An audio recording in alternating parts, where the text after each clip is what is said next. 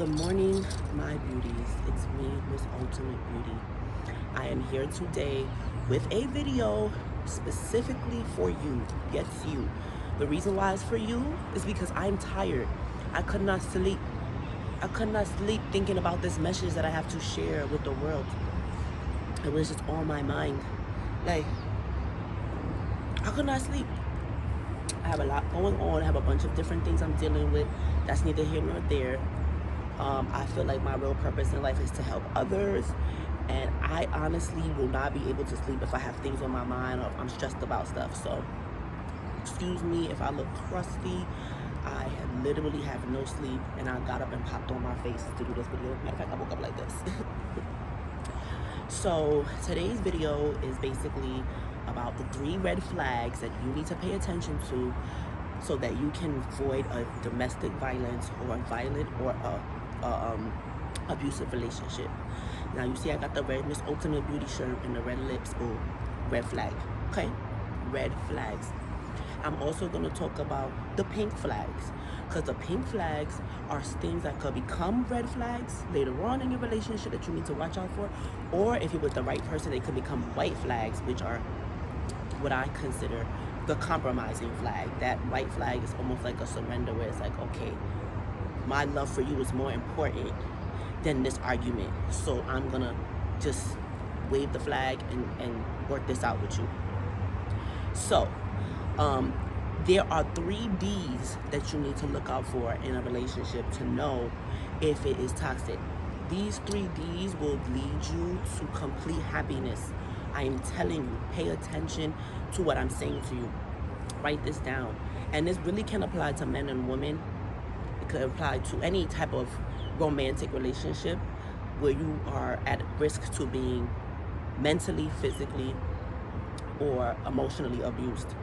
Now, I know a lot of people's coming on here and just talking shit, but I actually got training in domestic violence prevention. I got training in domestic violence awareness, and I have spoke at different colleges to students on how to be aware of the signs of domestic violence, because no one goes on a first date and gets beat up and stays with the person. You know, like, no one's that dumb. Nobody's that you know, unprepared for life. Unless the person kidnap you, if they're physically assaulting you or hurting you or doing something really abusive from the first date, second date, you're leaving. These are things that happen over time. These are signs and things that happen over time that before you know it, you're either getting hit or you're so mentally drained and bashed down from this person that your love for them is more important than your happiness, and you're staying in this toxic relationship for way too long. So after doing different seminars and talking to different people and really researching the different types of abuse in relationships, from financial, mental, physical, emotional, situational, meaning, you know, every now and then they're abusive, so you just stick around with it. And I have compromised the 3 D's. These are the 3 important things to look out for, the D's, okay? Not those D's, these D's. And when these D's are happening, you need to de-walk out of the door, okay? Then you need to de-walk out the door. I'm telling you, like, I promise you, sis, I promise you, bro, I promise whoever is listening, you are meant to hear this, because this message is coming through me so hard, and if I did not come and speak to y'all about it, I wouldn't be able to sleep. I have to be up in like 2 hours, and I'm here talking to y'all. So if you clicked on this video, it's meant for you. Pay attention. The first D, and this is the one that gets people most of the time, is the distraction. If this person is distracting you, if this person is keeping you away from your family, your friends, they're taking up all your time, if all of a sudden you can't be productive and do the things that you have to do that you were regularly doing, that is a red flag. You need to kick rocks. And it is raining because the devil does not want me to let you hear this message, but I'm going to talk until it's too wet. When you are distracted by someone, and not in a good way, you can be distracted by a boo that's holding you down, someone that's, you know, making you work out, someone that's distracting you from eating junk food, someone that's distracting you from going to clubs and parties anymore, someone that's distracting you from hanging out with stupid friends, someone that's distracting you from skipping classes like you was doing before they came around. But when someone is distracting you from doing the positive and uplifting and good things that you were doing in your life before them, that is a red flag, because that person probably subconsciously or consciously has developed mannerisms, actions, and behaviors to find ways to control you so that you're all about them and you're distracted from your goals and the things that you have to do. And when that happens, you're now falling in love with this person. You're now falling into the trap of thinking, well, I love him. I never met anyone like this. I love her. She's so amazing. I just want to spend all my time with her. Forget it. We are meant to mate. We are meant to be with people. You definitely can spend all your time with your man. I want to be with my man all day, okay? But when it's to a point where when you're not with him, you feel a type of way, or when you are not with him, you're worried that he's doing things he's not supposed to do, or when you're with him, like it's just all about him and what he has going on and nothing that you ever wanted to do matters, that's a distraction. Don't get me wrong. Do not let these modern girls fool you. Your goal in life may be to just be a housewife and be a mother. That is fine. That is a full-time job. Taking care of a man, cleaning his house, making sure his breakfast, his lunch, and his dinner is made, making sure that his children are taken care of, making sure those groceries are bought, making sure everything in the house is in order. That is a job. And if that's what you aspire to be, okay, then that's not a distraction.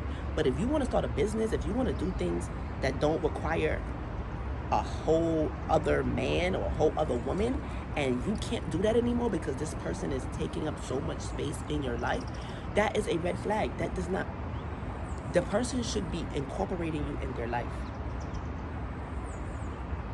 The person should be making you a part of what they're doing. The person should be joining you into their world. And if you guys can't come to a place where it's like, okay, well, my girl does photos, does photography. All right, boom. I'm a model, so I'm a model for my girl. She's gonna take my pictures. Y'all good? Okay. If you're a teacher and your man's a lawyer, okay. Y'all pretty much have the same schedule. Y'all both, are serving people. You're both, out there doing things that take a lot of education and reading and writing, so they're going to be understanding to you. I'm not saying that you have to be with someone that's just like you, but I'm saying for the long term, if you guys don't have a common goal and something that you're both working on, you're going to be distracted from one another, and somebody's going to end up giving too much in the relationship, and you're going to be left with too little. Because if you have a business doing photography and I don't like taking pictures, I don't like going to fashion shows, I don't like doing anything that has to do with photography, I'm going to be distracted from the things that I like doing because I'm trying to entertain you. I'm going to be distracted from the things that are important to me because I'm trying to entertain you. And yes, there's compromise in relationships. Yes, opposites attract. But for the most part, when they attract, it's because that person is showing you to things that you may not have done before that, but now you like it and now you want to do it. But if this person is like so completely different from you that they're distracting you from what you got to do, it's not going to work. I know opposites. Like, I know married couples. From working in the different fields that I worked in, I worked with a lot of married women. I worked with a lot of married men. And a lot of what I realized, see, definitely gonna win, that rain stopped. Okay, don't come back. Anyway, so what I realized is that you can have opposites, but the woman, the wife, say the wife was an actress. He was at that play. He was rooting her on, but he still was doing him. If he was a personal trainer, he was training women, but he was making her feel secure enough where it's like, okay, I don't gotta worry that he's with women all day because he makes me feel secure at home. He makes me feel secure in our conversations, that I don't have to be distracted, wondering and running behind him and, reading all his messages and all that stuff like that. Like, you have to make sure that you guys are on the same page. Y'all don't have to be in this committed, strong relationship, because once you start making that commitment, you're really tying yourself down to someone and something without really knowing the outcome and not really getting to know the person. But you guys have to have the same goals. You guys have to want the same things pretty much out of life. If not, they're a distraction and you need to dump them, okay? I have been in so many situations, and I know so many women who, oh, well, my man said, or my man, and oh, I can't go here, I can't do that because of my man. And then when your man leaves your ass, then what? Now you have to try to figure out who you are, who you were before this person. You have to literally create a whole new identity because you made your identity that person's identity. Who are you? Do you know? So unless that person is showing you, like, I know love stories where a man in 3 months is like, I love you, you're having my child, we're gonna be together, you're the one. You better do that for that man, because if you're feeling him the way he's feeling you to say all of that, that's who you're supposed to be with. That's who you're supposed to be with. Don't get it twisted. Don't let love pass you by. So number one, like I said, distraction. And don't get distraction confused with compromise. You're compromising with someone is basically realizing that you're both different. You both come from different places. You both have different ideas on things. But that doesn't stop you from being understanding to who they are, loving them, appreciating them, and doing your best to understand who they are and be and show up for them in the way that you can. That's different than distraction. So that's number one red flag. Number two, depressing. Now, I want to make something very clear, because people are mixing up being depressed and depression. Those are two different things. Anybody can feel depressed. You can feel depressed today because you lost your mother. You can feel depressed today because you're sick. You can feel depressed because, I don't know, you're just not in the mood. Depression is an actual mental issue in which you are in a state of constant pessimism. You literally feel like no matter what you do, it's not enough. It gets deeper than that. I can go deeper into it, but we could talk about that in another video, because that's not what this is about. But I just want y'all to know, depression and being depressed are two different things. Anyone can be depressed, just like anybody could be sad, or anybody could be angry, or anybody could be happy. But if you are diagnosed with depression, or if you have depression, that takes over your life. So don't get that confused with what I'm saying. This depressing that I'm talking about is this person has now found a way. Oh, see, look at that couple. They just came back from a nice little workout. They look so cute. Look at them. Oh, see, that's what I'm talking about. You up at the crack of dawn, crickety crack of dawn, working out with your man. Like, that is a good distraction. You know what I'm saying? Like, that's so positive for y'all too. Now both y'all adrenaline is all rushing. Oh, look, he closed that door. Good for them. Anyway, let me stop being nosy.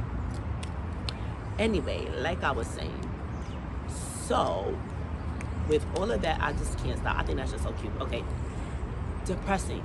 How do you feel with this person? How do you feel when you're around them? If you say happy, joyous, motivated, inspired, good. But if you feeling down, if you feeling like, ugh, do I really want to do this? Like, is it worth being in this relationship? Is this person for me? They're probably depressing your ass. They're probably really just bringing you down and not really helping you do the things you have to do in life. And they don't even gotta be saying nothing depressing. They could just be talking about their everyday life. But because it's so different from what you want, and because it's so not aligned with your goals, it's like, shut up. You're draining me with this story. I don't care.